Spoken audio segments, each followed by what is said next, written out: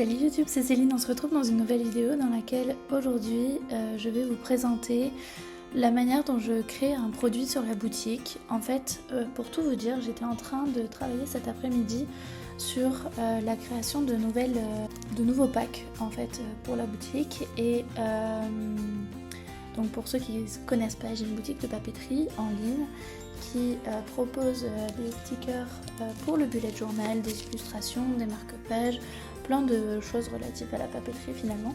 Et en fait on est tout début octobre et en fait j'essaye de préparer la rentrée 2024.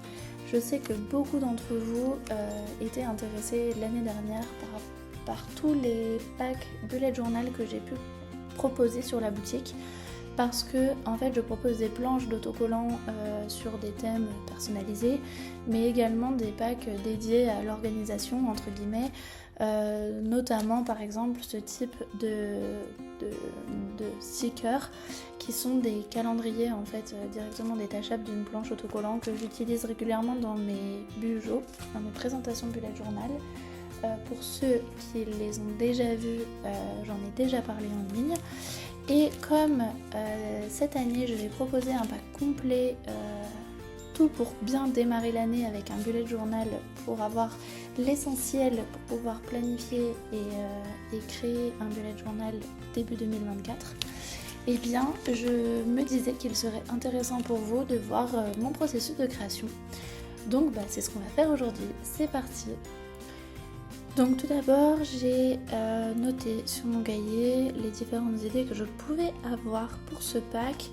Donc ce que je vais vous présenter moi ici dans cette vidéo, c'est le process complet pour créer un type de pack ou un sticker. Sinon, évidemment, ça s'applique à chacun des stickers que je crée. Donc le pack complet, je vous présenterai ce qu'il y a dedans à la fin de la vidéo. Mais on va se concentrer sur la création d'un pack complet des mois de l'année pour faire des présentations dans les pages de présentation du mois bujo qui peuvent servir également dans les calendriers pour les enfants, etc. J'en avais déjà créé un pour 2023, évidemment les mois sont réutilisables l'année d'après, mais j'avais envie d'un nouveau design, de nouvelles couleurs, quelque chose de nouveau pour cette année. Donc on va faire, comme je vous l'ai dit, un pack avec les mois de l'année. Donc je vous montre un peu rapidement. J'ai pris une vingtaine de minutes à peu près pour faire le visuel de chaque mois avec une jolie écriture. C'est à peu près la même que j'utilise dans mes propres bujots. Donc l'idée c'est de pouvoir avoir quelque chose de joli. Donc pour créer le sticker, j'utilise l'application Procreate. J'écris le mois, puis je fais un petit fond qui va bien et je les organise pour pouvoir les imprimer correctement. Ensuite, j'utilise sur le logiciel de la Cricut une jolie mise en page que j'ai adaptée directement. Je l'envoie à l'imprimante.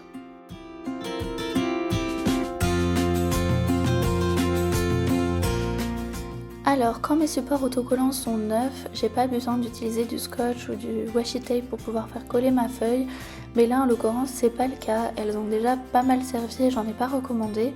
Donc, ce que je fais, c'est que je positionne correctement ma feuille autocollante et je scotche les coins pour éviter que ma feuille ne bouge pendant la découpe.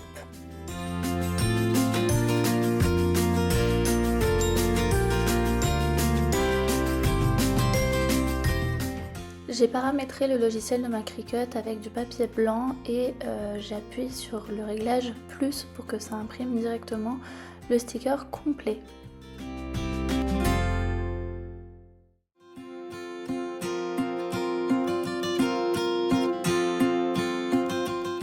Une fois que mes stickers sont bien découpés, vous voyez pourquoi j'ai appuyé sur plus, parce que lorsque je fais une planche d'autocollant et que je voudrais avoir un fond et un autocollant qui se détache de la partie autocollante, généralement j'appuie plutôt sur un paramètre léger et là je fais un paramètre plus pour pouvoir avoir un sticker qui est vraiment net et vraiment bien découpé tout autour de mon fond blanc. Donc ce que je fais, c'est qu'à ce moment-là, une fois que c'est imprimé, c'est découpé, je vais essayer de détacher. Alors on sent que mon fond autocollant d'impression a un petit peu vécu quand même, mais malgré tout il colle encore un petit peu, donc du coup pour que ce soit plus intéressant et mieux fait, disons. J'utilise un petit outil de Cricut qui me permet de pouvoir décoller chacun de mes petits autocollants. Une fois que tous les stickers sont imprimés, j'ai fait un joli fond avec des tons bleus et roses. L'année dernière c'était vraiment très rose et là cette année j'aimerais quelque chose d'un peu plus bleuté.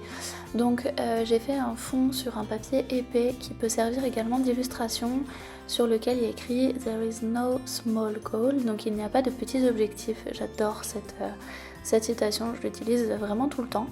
Je fais glisser à l'intérieur de ma pochette tous mes petits autocollants individuels, je referme ma pochette, puis j'ajoute une sorte de petite bannière de présentation des mois de l'année que je colle avec un washi tape pour que ça tienne et que ça fasse vraiment joli pour la présentation.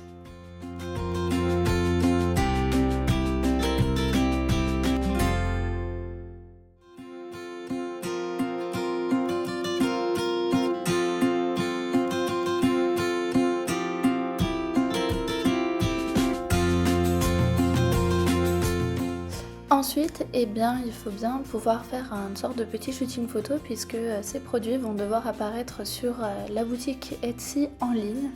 Donc j'utilise ma petite desserte, c'est un fond en bambou clair que j'adore, je trouve que ça fait très joli sur les photos. J'ai toujours le même design, donc j'ai une plante avec une sorte de petit eucalyptus qui tombe et un petit pot de cactus, donc je les utilise toujours pour faire mes présentations. Donc là je dispose chacun de mes stickers unitaires sur la planche pour pouvoir les prendre en photo et faire des jolies photos de présentation pour la boutique.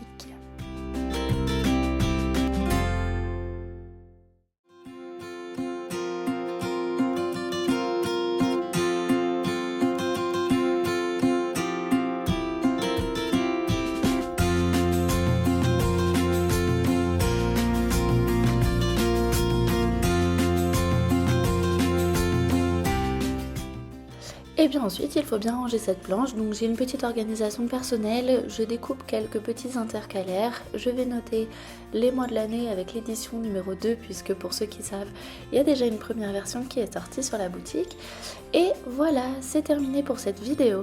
J'espère qu'elle vous aura plu, n'hésitez pas à la liker et à vous abonner à la chaîne si mon contenu vous plaît, ça fait toujours plaisir et ça aide à savoir si je continue dans cette voie. Merci beaucoup à tous et à très bientôt dans une prochaine vidéo.